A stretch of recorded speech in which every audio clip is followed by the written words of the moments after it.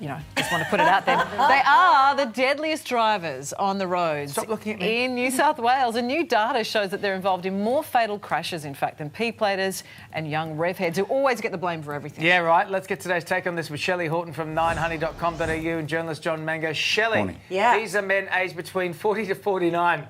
Wow, I slapped right bang in the middle of this. Yeah, right.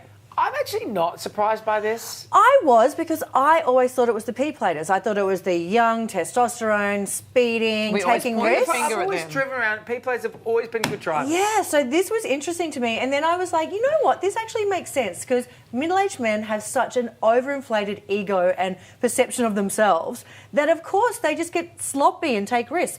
My ex-husband, I was talking to him about body image. Because, women are so...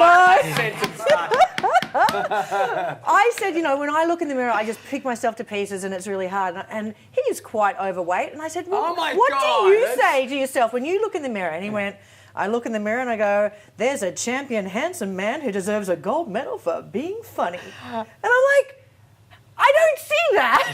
I don't and see hence that. our divorce. Yeah, wow. But that's that sort of overinflated perception of themselves. So I think it would also apply to driving. What do you think, John? I guess there's a bit of mea culpa here. I think when you get to that age group, 40 to 50, 55, you've been driving for 30 years, you think you know it all. You've been in a few tricky situations, and by that time you've learned how to drive with one hand, have one ear on the kids in the back, the other ear on the radio, one eye on this and the other eye on that. And that's not leaving much for the road. No, well, that's the point. I think because you're now sort of multitasking because driving has become so instinctive that you're probably slackening off on some of the really important stuff, like check out that car coming at you from the left. And that's probably why they're in the big accident group. The young ones are the best drivers because there's so many restrictions on them now. It's not even a little bit of alcohol, it's no alcohol. It's a 60 zone, you can't even do 10. They've got to have 100 hours under their 100 hours, you can't do... It's doubling in some states as well. That's right. You can't do they can't do 5 or 10 Ks over the limit. So many restrictions that it is keeping them safe, and that's wonderful. All right, this is interesting. This is for Adelaide. Naked streets are going to be introduced. Now, wait. Yes. It's not what you think. Back it up. It's not Aldinga Beach, Adelaide, so just stay with me. Local council wants to remove line markings and signs. This is a bid to improve the visual appeal of local roads. Ding, ding, ding, ding, ding. Alarm bells. Apparently this young bloke who's on the city council down there thinks this is a terrific idea. A middle-aged man. It makes roads... He reckons it'll be safer because motorists will have to slow down because they won't know what's going on. I say this is just one step towards anarchy. Do you? I've got a funny feeling it might work. I've got a funny feeling, and no evidence, just instinct here. No science behind it. You can feel it in your waters. In my waters. That if you can't see signs and there aren't lines and it's sort of a bit empty... You will crash. Well, or conversely, that you might be inclined to be a bit more careful about what's going on around you. No way? No way?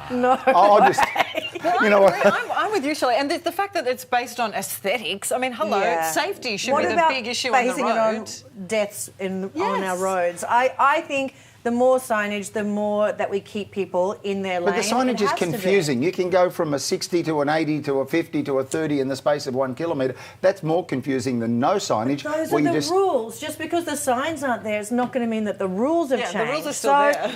I don't know. I think. What about lines in the road though? So that way you know you can overtake and can't overtake. Those are the ones more than the signage that is sort of important for me. Probably, but all of a sudden your waters are changing their feeling. No, look, I think the street he's talking about is more like a mall. I don't think it's a highway.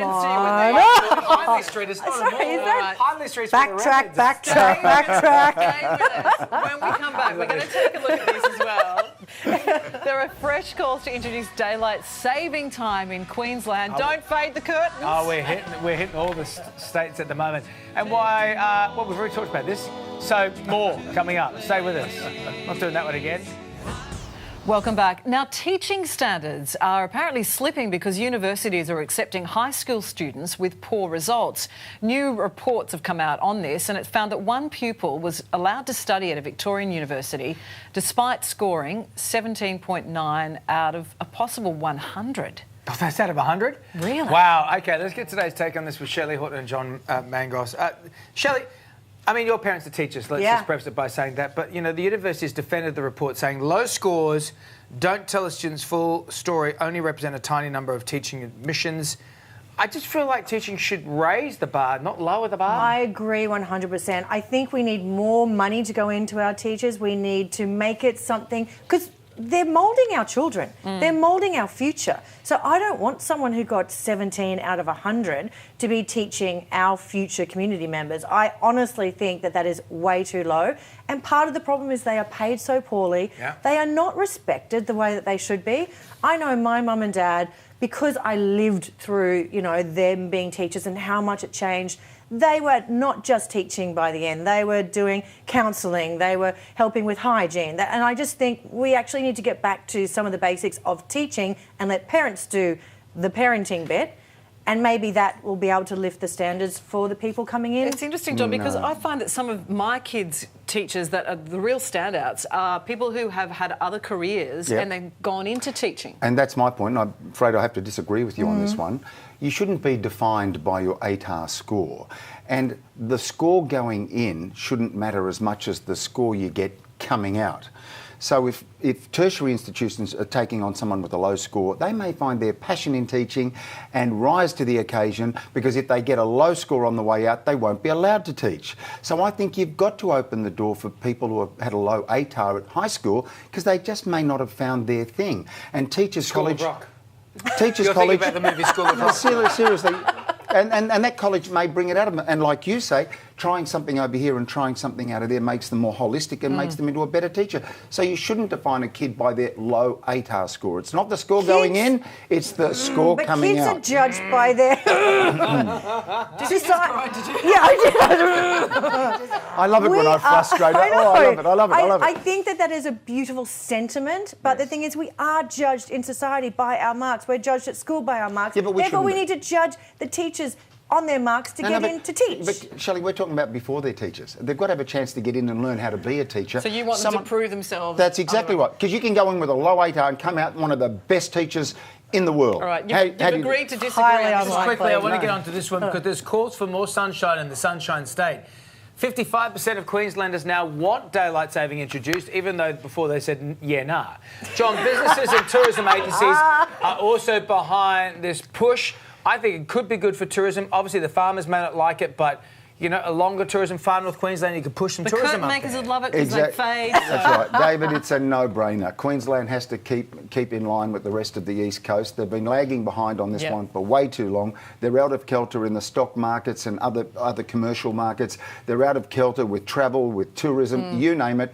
It's a totally different argument for Western Australia, who choose not to go on. You've got to wind your watch back 2 hours for them, because they're in a different time zone. So whether it's 2, whether it's 3, doesn't matter. You're going to disagree with John? Queensland, on the other hand, and she's a Queenslander, I can't wait.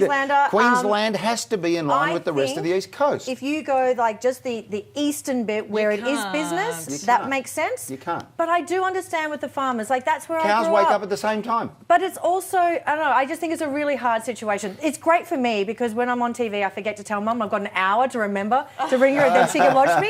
But yeah, look, I hear it from all of them up in Queensland. I'm there all the time and they're just not that keen. It's time to get into line. Time to get in time with the time. The Sunshine Coast has to catch up. Yeah. All right. Well done, you guys. I love it when you disagree. Excellent work. Thank you so much. And we want to hear what you think as well. Let us know on Facebook and Twitter. You can disagree too. Sure, absolutely. Coming up on Today Extra, though, the man behind...